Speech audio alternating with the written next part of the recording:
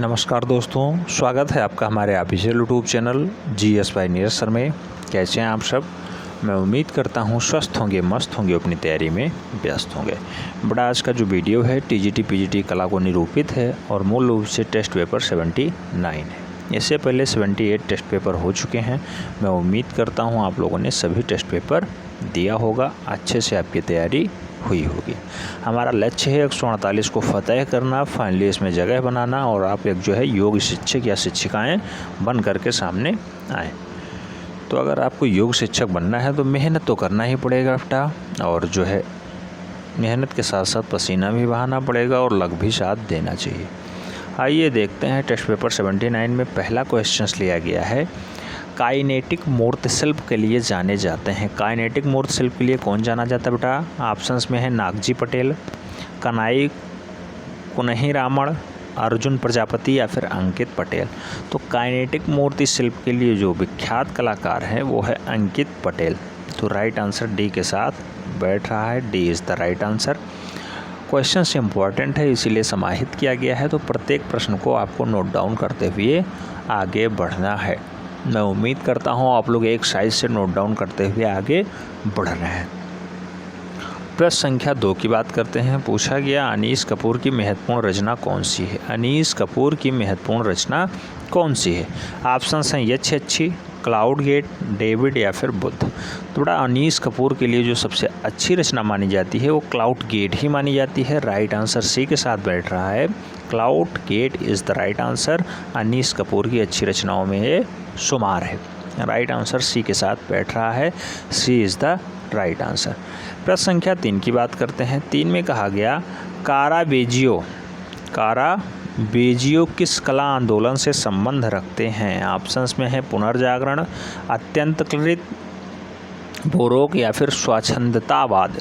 तो बड़ा कारावेजियो का संबंध आपको बताना है कहाँ से है उनका। तो वो मूल रूप से उनका जो संबंध रहा है वो बरोक कला आंदोलन से रहा है। राइट आंसर जो है सी के साथ बैठ रहा है। सी इज़ द राइट आंसर। कारावेजियो का संबंध किस कला आंदोलन से है? तो बरोक कला आंदोलन से है। डाटा पूछा जा चुका है, आने की प्रबल संभावना है, सदैव दिमाग में याद रखिएगा। नेक्स्ट प्रश्न संख्या 4 की बात करते हैं। पूछा गया तीन पेड़ किस कलाकार की कृति है? यानी 3 पेड़ को किसने रचित किया है? ऑप्शंस में है गोया, दामिये, रेम्ब्रा या फिर कुर्वे। राइट आंसर किसके साथ जाएगा? तो 3 पेड़ के लिए जो जिम्मेदार हैं वो जिम्मेदार हैं रचनाकार दामिये। राइट आंसर जो है सी के साथ बैठ रहा है। सी इज़ द राइट आंसर। दामिये 3 पेड़ दामिये के लिए फेमस है। सी राइट आंसर बैठ रहा है। प्रश्न संख्या 5 की बात करते हैं। 5 में कहा गया आधुनिक कला के वादों का जन्म स्थान क्या है? आधुनिक कला के वादों का जन्म स्थान क्या है? ऑप्शंस में है Germany, England, America, France. Right answer किसके साथ जाएगा बेटा? तो यहाँ पे फ्रांस के साथ जाएगा। राइट आंसर जो है डी के साथ बैठ रहा है। France is the right answer. D is the right answer. Next प्रश्न संख्या 6 की बात करते हैं। 6 में पूछा गया अपनी कृतियों में बिंदी का प्रयोग करता है। तो बड़ा बिंदी के रूप में ज़्यादातर चित्रण किसने बनाए हैं? ऑप्शंस में है सुबोध गुप्ता, भारती खेर, अंजू डोंडिया या फिर रियाज कोमो। राइट आंसर किसके साथ जाएगा? तो बिंदियों से ज़्यादातर चित्रण जो किया गया है वो भारती खेर जी के द्वारा किया गया है।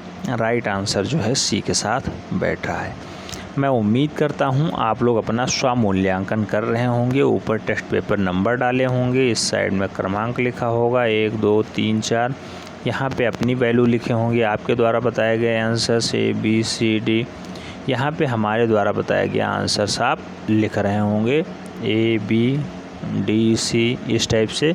लास्ट में आप अपना मूल्यांकन करना कि कौन सा क्वेश्चन हमारा गलत हुआ है, कौन सा सही हुआ है। जो क्वेश्चन आपका गलत हुआ है उसे पढ़ने की ज़रूरत है, उसमें सुधार करने की ज़रूरत है। जब इस तथ्य पे आप काम करेंगे तो निश्चित रूप से बेटर परफॉर्मेंस आपका होगा और आप अपने साथ जो है स्वमूल्यांकन की पद्धति अपनाइएगा, तभी आप एक योग्य शिक्षक बन पाएंगे।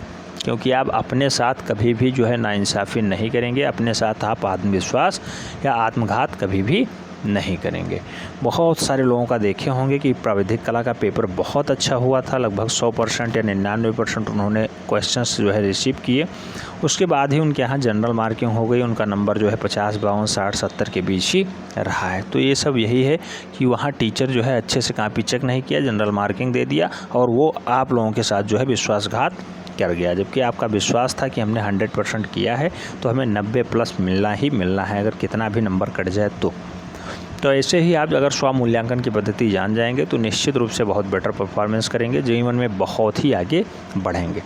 प्रश्न संख्या 6, आप जानते ही हैं बिंदियों का प्रयोग किसने किया है? भारती खेर ने किया है। राइट आंसर सी के साथ बैठ रहा है। प्रश्न संख्या 7 की बात करते हैं। कहा गया लेटी हुई लड़की चित्रित किया है किसने? तो लेटी हुई लड़की को चित्रित करने का काम किसका है बेटा? ऑप्शंस में है कुर्बे का, रेम्ब्रा का, मंजीत बाबा का या फिर ड्यूरर का। राइट आंसर किसके साथ जाएगा? तो रेम्ब्रा ने ऐसा चित्रण किया है मूल रूप से लेटी हुई लड़की का। राइट आंसर सी के साथ बैठ रहा है। टीजीटी कला में सीधा क्वेश्चंस पूछा गया है, इसलिए आपके सामने ये क्वेश्चंस जो है प्रस्तुत किए जा रहे हैं।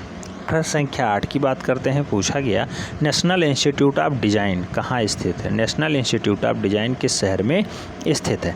ऑप्शंस में है मुंबई, दिल्ली, अहमदाबाद, पटना। राइट आंसर किसके साथ जाएगा बेटा? तो अहमदाबाद के साथ जाएगा। गुजरात वाला बेल्ट है, आजकल जो है बहुत चर्चा में बना हुआ है। तो नेशनल इंस्टीट्यूट ऑफ डिज़ाइन जो है अहमदाबाद में स्थित है। राइट आंसर सी के साथ बैठ रहा है।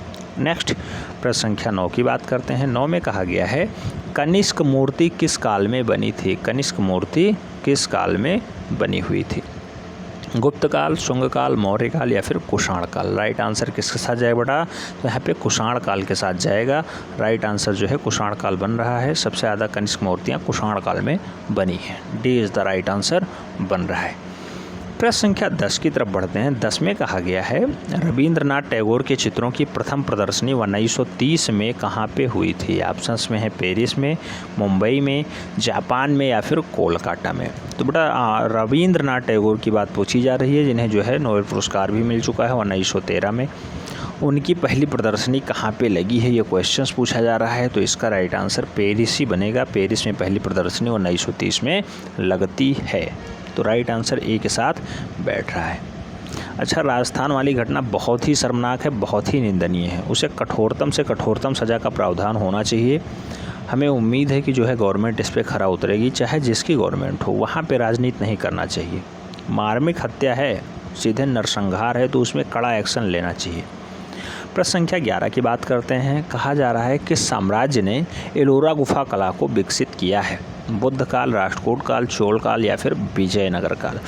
तो बेटा एलोरा गुफा को जो है आगे बढ़ाने का काम राष्ट्रकूटों का रहा है। राइट आंसर जो है बी के साथ बैठ रहा है। एलोरा गुफा काल राष्ट्रकूटों का रहा है। राइट आंसर बी के साथ बैठ रहा है।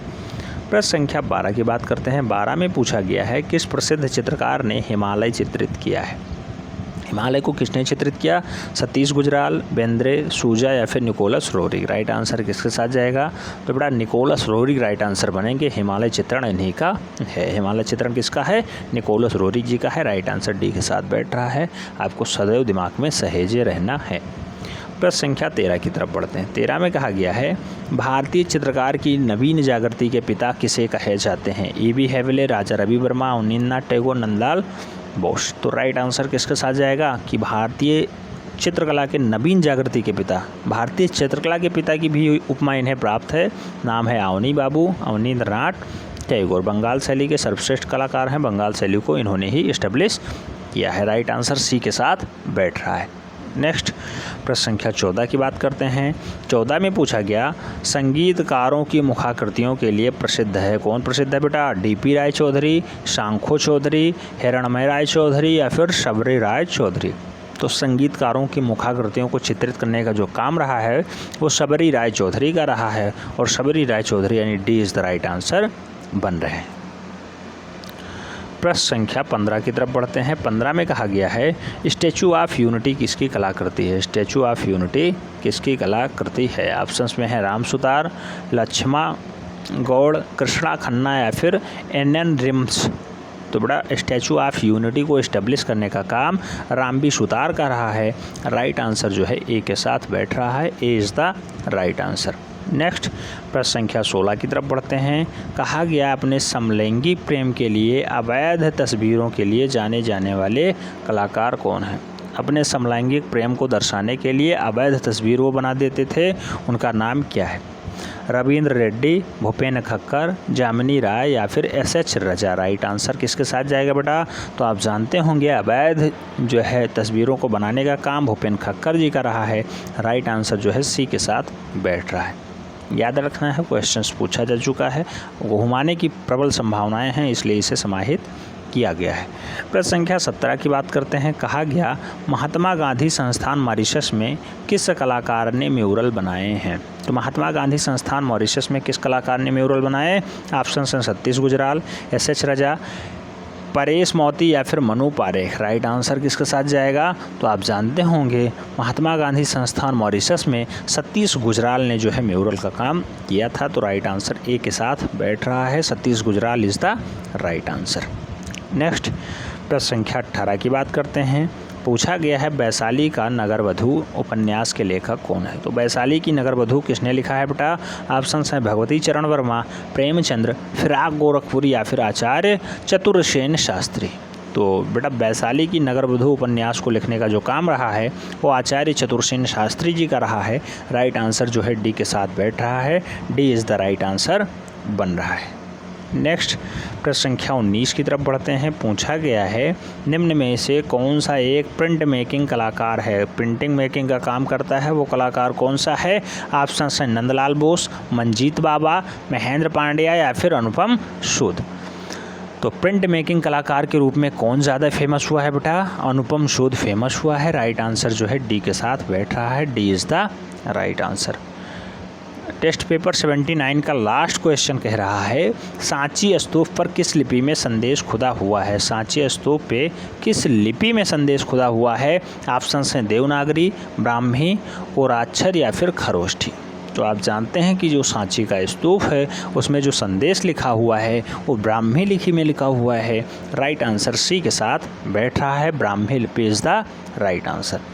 कुल मिला के 79 में आपका कितना क्वेश्चन सही गया है कमेंट के माध्यम से आपको ज़रूर बताना है, और मैं उम्मीद करता हूँ आपको यहाँ से कुछ सीखने को मिला होगा। मिलते हैं नेक्स्ट वीडियो में, तब तक के लिए जय हिंद।